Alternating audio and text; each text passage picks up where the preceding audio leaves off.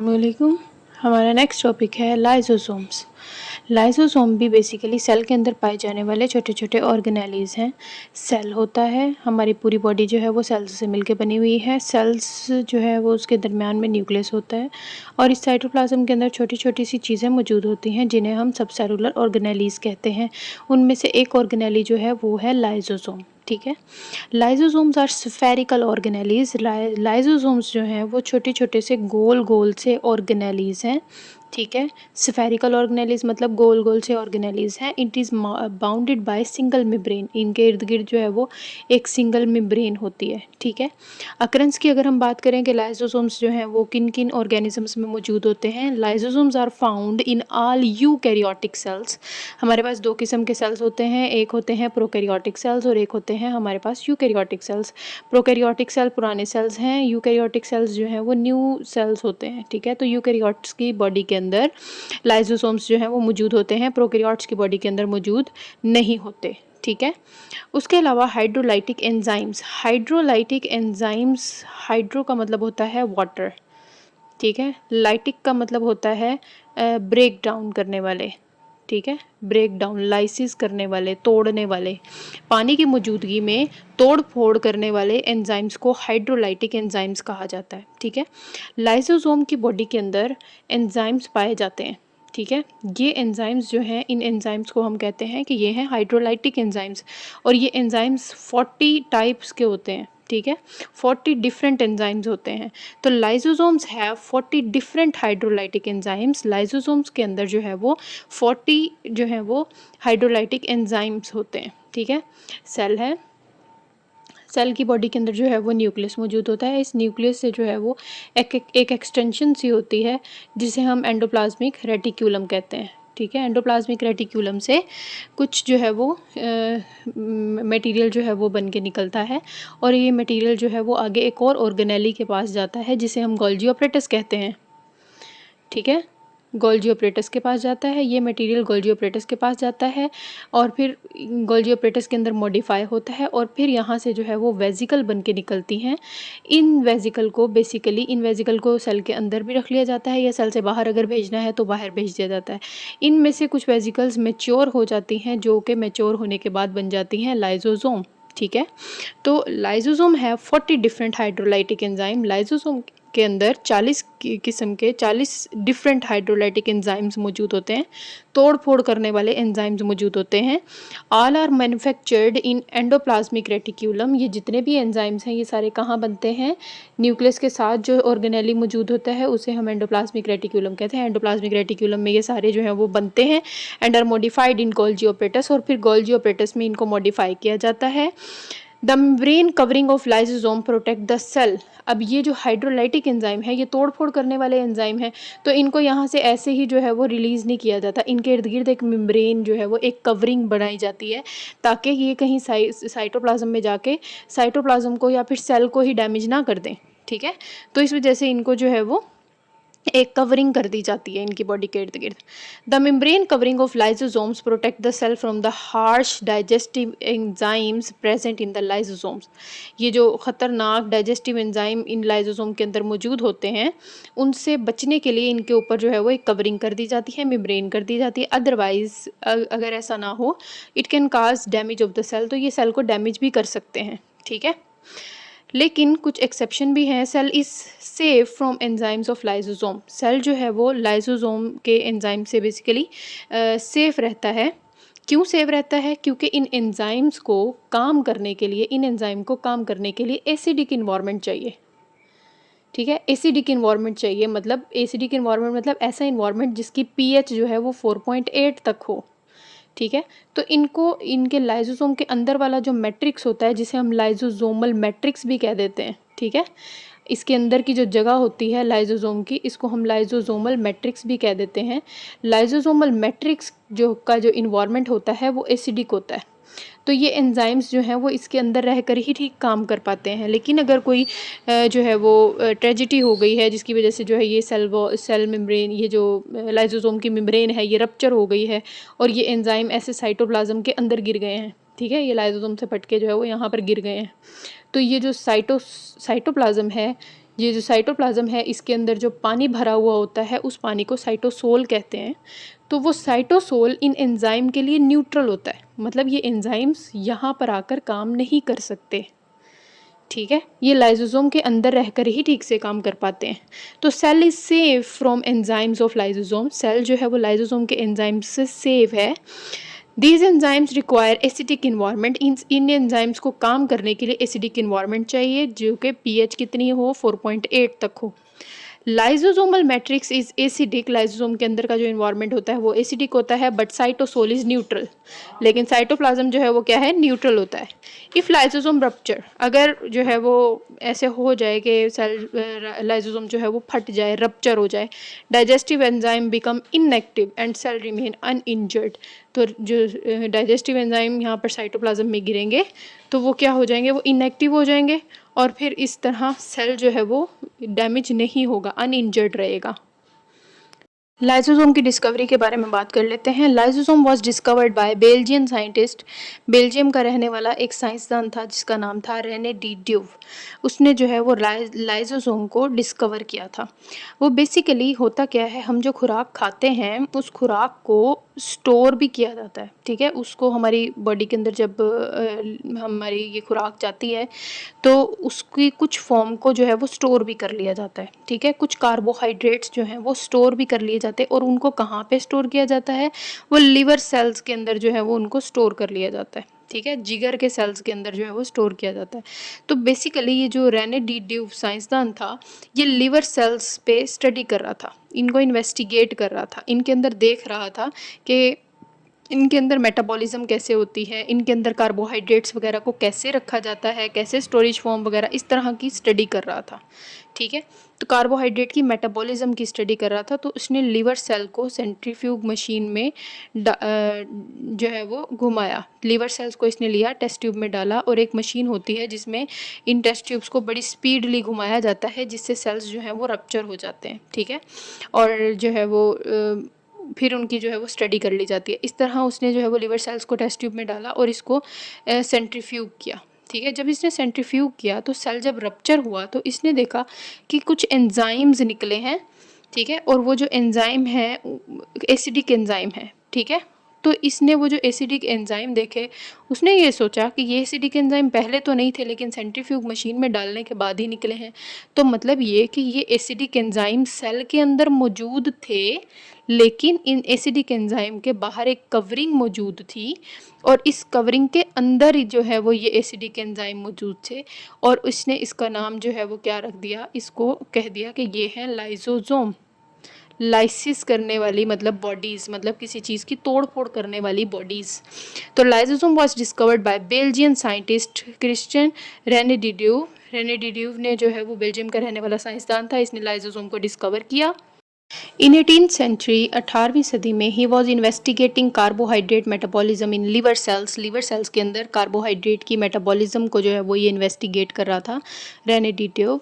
He observe that when cells are damage in centrifuge, उसने जब centrifuge machine में इन sales को डाल के जब घुमाया तो जब ये सेल्स जो हैं वो सेंट्रीफ्यूग मशीन में घूमे, डैमेज हुए, रप्चर हुए, दे रिलीज एसिड फॉस्फेटेज, इन्होंने जो है वो एक एसिड रिलीज़ किया जिसका नाम था acid phosphatase. Then he suggest that this digestive enzyme was in membrane bound organelle in the cell. तो फिर इसने कहा कि जब ये सेल्स फटे हैं तभी इनके अंदर से जो है वो ये एंजाइम निकला है, अदरवाइज़ पहले नहीं निकला था। इसका मतलब ये है कि ये एंजाइम सेल के अंदर मौजूद थे और इनके बाहर कोई कवरिंग थी, तो इस वजह से ये सेल के अंदर जो है वो ठीक थे, लेकिन जैसे ये सेल जो है वो रप्चर हुआ, ये भी रप्चर हुए, तो इसके अंदर से एंजाइम्स निकल के बाहर आ गए। Then he named as lysosome, और फिर इसने जो है वो इनको लाइसोसोम का नाम दे दिया। ठीक है, अगर हम इसके डायग्राम की बात करते हैं, डायग्राम में ये जो है ये आपको एक एनिमल सेल दिखाया गया है। ये एनिमल सेल की जो है वो प्लाज्मा मेम्ब्रेन है। ये हमें जो है वो सेंटर में एक ये न्यूक्लियस दिखाया गया है। इस न्यूक्लियस से एक ऑर्गेनेली जो है वो बाहर की तरफ एक्सटेंशन सी बना रहा होता है। इस ऑर्गेनेली का नाम है एंडोप्लाज्मिक रेटिक्यूलम। ठीक है। इस स्ट्रक्चर के कुछ हिस्से पे जो है वो इस तरह छोटी छोटी सी चीज़ें लगी हुई होती हैं, ठीक है, राइबोसोम्स लगे हुए होते हैं। ये स्ट्रक्चर जितनी जगह पर जो है वो राइबोसोम्स लगे हुए होते हैं उन्हें हम रफ एंडोप्लाज्मिक रेटिक्यूलम कहते हैं, और वो हिस्सा जहाँ पर कोई राइबोसोम्स नहीं लगे होते उन्हें हम स्मूथ एंडोप्लाज्मिक रेटिक्यूलम कह देते हैं, ठीक है। ये बेसिकली यहाँ पर ये रफ एंडोप्लाज्मिक रेटिक्यूलम और स्मूथ एंडोप्लाज्मिक रेटिक्यूलम जो है ये डिफरेंट तरह का मटेरियल बनाते हैं, डिफरेंट तरह के केमिकल्स बनाते हैं, ठीक है। वो केमिकल्स जो हैं वो यहाँ से रफ एंडोप्लाज्मिक रेटिक्यूलम से या फिर स्मूथ एंडोप्लाज्मिक रेटिक्यूलम से निकल के जो है वो यहाँ से निकल जाते हैं, और उनको हम कहते हैं कि ये है ट्रांसपोर्ट वेसिकल्स, ठीक है। इन वेसिकल्स को नेक्स्ट एक और ऑर्गेनेली के पास भेज दिया जाता है जिसका नाम है गोल्जी ऑपरेटस, ठीक है। गोल्जी ऑपरेटस एक ऐसा ऑपरेटस है जिसके पास सामान को भेजा जाता है इसलिए कि ताकि वो गोल्जी ऑपरेटस उसको और मॉडिफाई कर दे, या फिर उस सामान को देख के अगर उस सामान को सेल के अंदर रखना है तो अंदर रखे, अगर इसको सेल से बाहर भेजना है तो उसको सेल से बाहर भेज दे, ठीक है। तो गोल्जी ऑपरेटस बेसिकली चीज़ों को अपनी बॉडी के अंदर ले जाता है, उनकी मॉडिफिकेशन करता है, उनकी पैकेजिंग करता है, उनको पैकेज करके जो है वो रिलीज़ कर देता है। ये वेसिकल्स इस गोल्जी ऑपरेटस के दो फेस होते हैं, एक को हम कहते हैं सिस फेस और दूसरे को हम कहते हैं ट्रांस फेस। जहाँ से ये वेसिकल्स एंटर होती हैं उन्हें हम सिस फेस कहते हैं, और दूसरी जगह से जो है जहाँ से ये वेसिकल्स निकलती हैं उन्हें हम ट्रांस फेस कह देते हैं। वो वेसिकल्स जो ट्रांस फेस से निकलती हैं कुछ को सेल से बाहर भेज दिया जाता है और सेल्स उसके कुछ अंदर भी रख ली जाती हैं वेसिकल्स। वो वेसिकल्स जो सेल के अंदर ही रख ली जाती हैं और वो मैच्योर हो जाती हैं उन्हें हम लाइसोसोम कहते हैं। लाइसोसोम के अंदर 40 किस्म के जो है वो हाइड्रोलाइटिक एंजाइम्स होते हैं, तोड़ फोड़ करने वाले एंजाइम्स होते हैं। ये आपके पास जो है वो लाइसोसोम आपको दिखाया हुआ है, ठीक है। फॉर एग्जाम्पल यहाँ पर जो है वो ये कुछ सेल कंपोनेंट्स हैं जो कि सेल के लिए अब काम के नहीं हैं, ठीक है, और इनकी जो है वो तोड़ फोड़ करवानी है, इनको ख़त्म करवाना है, ठीक है। तो लाइसोसोम जो है वो इन सेल कंपोनेंट के साथ जो है वो मिल जाएंगे, इनके साथ जो है वो ये मैच हो जाएंगे, फ्यूज़ हो जाएंगे सेल कंपोनेंट के साथ, और इनकी जो है वो लाइसिस कर देंगे, इनको जो है वो तोड़ फोड़ मचा देंगे, और फिर इनको जो है वो छोटे छोटे और मॉलिक्यूल्स में जो है वो कन्वर्ट कर देंगे, और इन मॉलिक्यूल्स को दोबारा से जो है वो सेल के अंदर रख लिया जाएगा और इनके ऊपर मज़ीद काम किया जाएगा, और फिर दोबारा से इनसे जो है वो अच्छा मटेरियल बना लिया जाएगा, ठीक है। तो ये लाइसोसोम है। जब ये लाइसोसोम इस सेल कंपोनेंट के साथ मिक्स हो जाते हैं तो हम इनका नाम कर देते हैं कि ये है सेकेंडरी लाइसोसोम्स, ठीक है। इसी तरह अगर कोई मटेरियल है सेल के बाहर पड़ा हुआ है, ठीक है, कुछ पार्टिकल्स हैं जो कि सेल के बाहर पड़े हुए हैं, और ये सेल अगर किसी सॉलिड मटेरियल को अपनी बॉडी के अंदर ले जाता है, अगर किसी सॉलिड मटेरियल को सेल अपनी बॉडी के अंदर ले जाता है तो हम उसको कहते हैं कि ये है फैगोसाइटोसिस। लेकिन अगर ये लिक्विड मटेरियल होता और सेल इसको अपनी बॉडी के अंदर ले जाता तो हम इसको कहते हैं कि ये है पिनोसाइटोसिस, ठीक है। तो ये लिक्विड मटेरियल नहीं है, ये सॉलिड मटेरियल है, पार्टिकल्स हैं, इन पार्टिकल्स को सेल्स जो हैं वो अपनी बॉडी के अंदर लेके जा रहे हैं, तो ये फैगोसाइटोसिस हो रही है। कोई भी फूड पार्टिकल हो सकता है, कोई भी ऐसा पार्टिकल हो सकता है जो इसके लिए जो है वो इम्पोर्टेंट हो सेल के लिए। तो इस तरह ये वेसिकल्स जो है ये सेल के अंदर एंटर हो जाती हैं, ठीक है। फॉर एग्जांपल ये फूड है, फूड वेसिकल जो है वो इस तरह एंटर हो गई। अब इस फूड की भी तो डाइजेशन करवानी है ना, तो इन फूड पार्टिकल्स को जो है वो इनके साथ जो है वो लाइसोसोम आकर अटैच हो जाता है, फ्यूज़ हो जाता है। इस तरह ये हाइड्रोलाइटिक एंजाइम जो है वो इसकी तोड़ फोड़ कर देते हैं और डाइजेशन करवा देते हैं। जब ये फ्यूज़ हो जाता है तो हम इसको क्या कह देते हैं कि ये क्या है, ये सेकेंडरी लाइसोसोम है, ठीक है। होप सो आपको क्लियर हो गया होगा। ये हमारे पास न्यूक्लियस है, ये हमें बड़ा सा सेल दिखाया हुआ है, ये प्लाज्मा मेम्ब्रेन है, न्यूक्लियस है। न्यूक्लियस के साथ एक ऑर्गेनेली होता है जिसका नाम जो है वो है एंडोप्लाज्मिक रेटिक्यूलम। इसके दो हिस्से होते हैं, एक वो हिस्सा होता है जिसमें राइबोसोम्स मौजूद होते हैं और एक कुछ वो हिस्सा होता है जिसमें राइबोसोम मौजूद नहीं होते। जिसमें राइबोसोम मौजूद नहीं होते उन्हें स्मूथ एंडोप्लाज्मिक रेटिक्यूलम कहते हैं, जिसमें राइबोसोम्स मौजूद होते हैं उन्हें रफ एंडोप्लाज्मिक रेटिक्यूलम कहते हैं। ये जो है वो डिफरेंट मॉलिक्यूल्स बनाते हैं, केमिकल्स बनाते हैं। ये केमिकल्स जो हैं वो इनसे रिलीज़ हो जाते हैं और साइटोप्लाज्म में आ जाते हैं, और ये साइटोप्लाज्म से होते हुए एक और ऑर्गेनेली के पास जाते हैं जिसका काम पैकेजिंग करना है।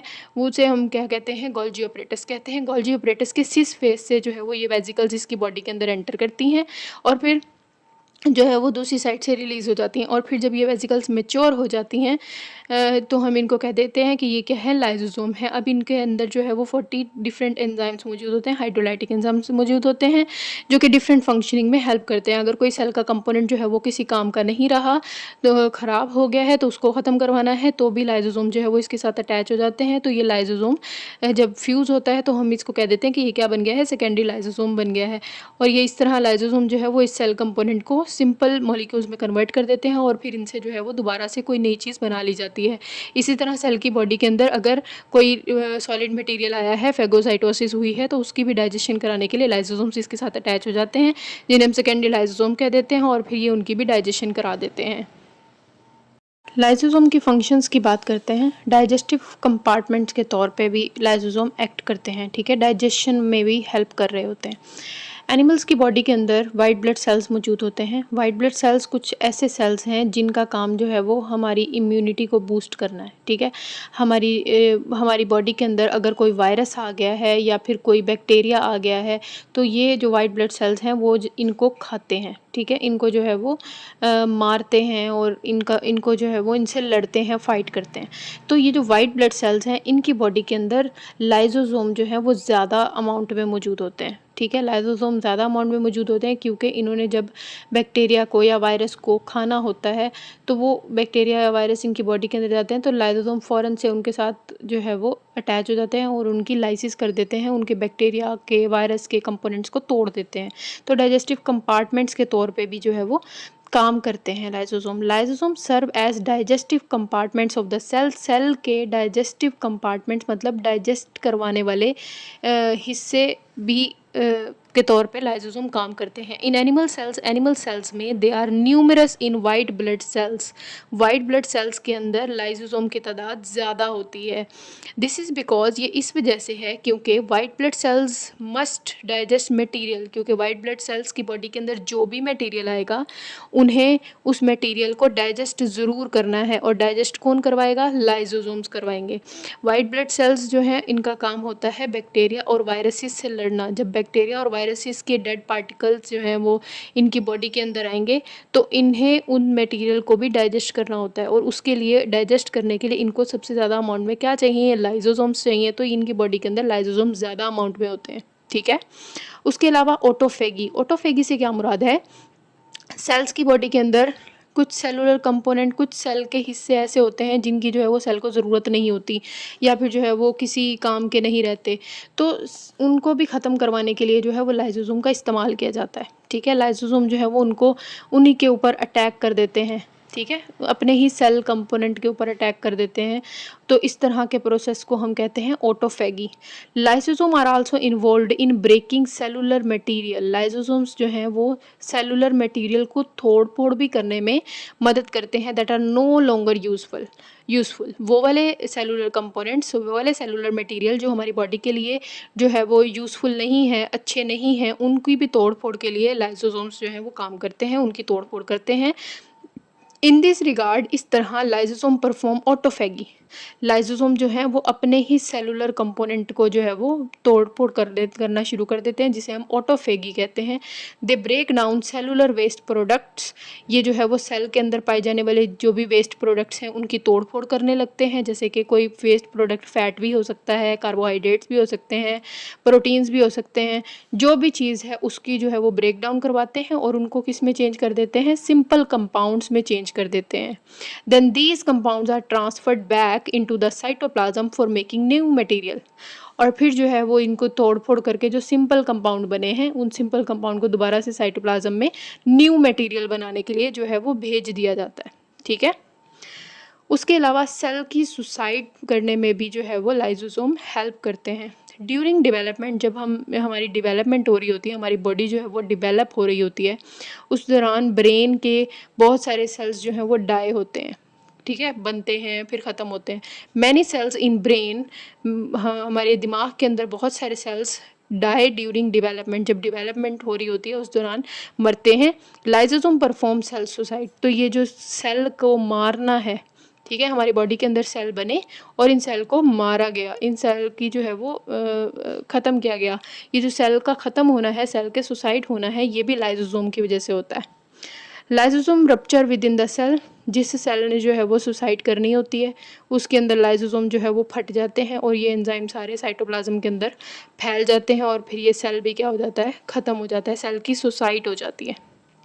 Lysosome rupture within the cell, lysosome cells के अंदर जो है वो रप्चर हो जाते हैं, दैट आर बीइंग एलिमिनेटेड, जो सेल्स जो हैं वो ख़त्म करने हैं उनके अंदर लाइसोसोम फट जाता है और सारे एंजाइम्स बाहर आ जाते हैं। इस तरह ये सेल भी क्या हो जाता है, डाई हो जाता है, ठीक है, सेल की सुसाइड हो जाती है।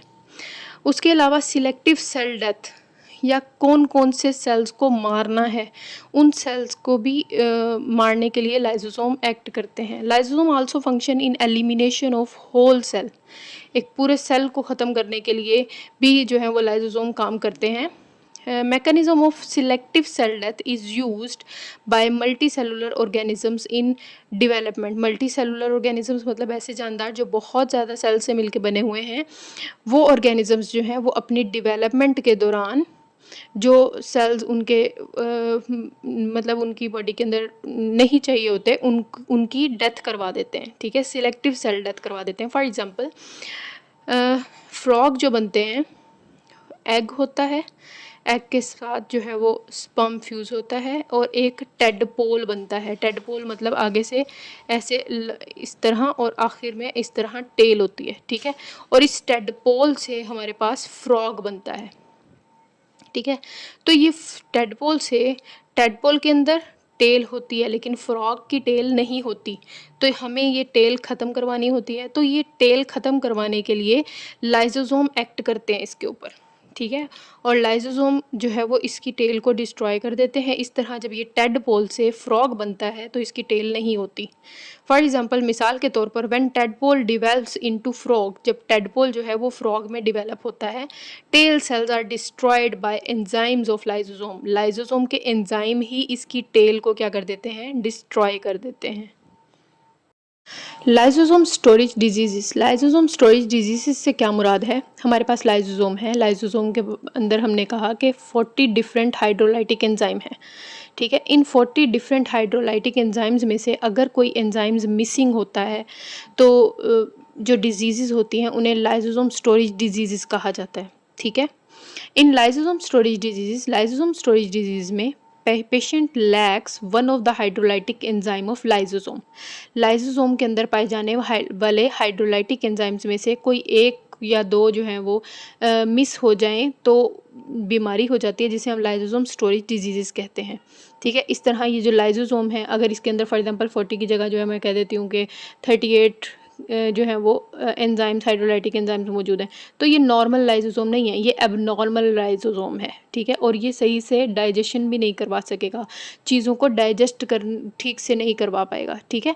तो abnormal lysosome fills with indigestible substances, abnormal lysosome जो है इसके अंदर एंजाइम्स भर दिए जाते हैं जो कि इनडाइजेस्टिबल होते हैं, ठीक है, उनमें से मतलब कोई एक आधा जो है वो मिस होता है, डाइजेशन सही नहीं कर पाते, विच इंटरफेयर विद सेलुलर फंक्शंस, और फिर ये जो लाइसोसोम है वो सेल के बाकी फंक्शंस के साथ जो है वो प्रॉब्लम काज करते हैं। जैसे हमारे पास है पॉम्स डिजीज़, पॉम्स डिजीज़ बेसिकली क्या होता है, हमारी बॉडी के अंदर जब हम रोटी खाते हैं, इस रोटी को जो है वो स्टमक में जाती है और फिर इसको छोटे छोटी मॉलिक्यूल्स में तोड़ दिया जाता है, दैट इज़ ग्लूकोज, और इन ग्लूकोज को हमारी बॉडी के अंदर जहाँ पे ज़रूरत होती है भेज दी जाती है। उसके अलावा इस ग्लूकोज को स्टोर भी किया जाता है, ठीक है, ग्लूकोज को जो है वो ग्लाइकोजन की फॉर्म में स्टोर कर दिया जाता है, ठीक है। अब ये ग्लाइकोजन जो है वो हमारी बॉडी के अंदर स्टोर हो गया, लेकिन ये स्टोर किस वक्त के लिए हुआ है कि जब हमें दोबारा से ज़रूरत पड़ेगी तो हम इस ग्लाइकोजन को तोड़ के ग्लूकोज लेंगे और फिर हमारी बॉडी के अंदर यूज़ कर लेंगे। लेकिन अगर हमारे पास वो एंजाइम ही मौजूद ना हो जो कि ग्लाइकोजन की तोड़ फोड़ करे, तो फिर इस तरह तो ग्लाइकोजन हमारी बॉडी के अंदर बहुत ज़्यादा हो जाएगा और फिर जो है वो डिफरेंट बीमारियाँ जो है वो पैदा हो जाएंगी। इन पॉम्स डिजीज़ के अंदर lysosome lakhs glycogen digesting enzyme, lysosome के अंदर ग्लाइकोजन को डाइजेस्ट करने वाला एंजाइम मौजूद नहीं होता, ठीक है, लाइसोसोम के अंदर ग्लाइकोजन को डाइजेस्ट करने वाला एंजाइम मौजूद नहीं है। इस तरह ये ग्लाइकोजन जो है वो आपकी बॉडी के अंदर ज़्यादा हो जाएगा। So harmful amount of glycogen accumulate in the liver cells, ये जो ग्लूकोज को स्टोर करवाया जाता है ग्लाइकोजन की फॉर्म में, ये लीवर के अंदर करवाया जाता है, आपके जिगर के अंदर करवाया जाता है। अगर जिगर के अंदर ग्लाइकोजन स्टोर होता रहेगा होता रहेगा होता रहेगा और ग्लाइकोजन को दोबारा से जो है वो हम इस्तेमाल नहीं करेंगे, तो इस तरह तो ग्लाइकोजन बहुत ज़्यादा हो जाएगा, ठीक है। तो इस तरह जो है वो बीमारियां पैदा होती हैं जिसे हम कहते हैं पॉम्स डिजीज़। उसके अलावा है टे Sachs disease. In Tay Sachs disease lysosome lacks lipid digesting enzyme. Lipid भी जो है वो हमारी बॉडी के अंदर स्टोर हो जाता है, ठीक है। लिपिड को भी अगर हम डाइजेस्ट नहीं करेंगे तो लिपिड भी बॉडी के अंदर बहुत ज़्यादा हो जाएगा।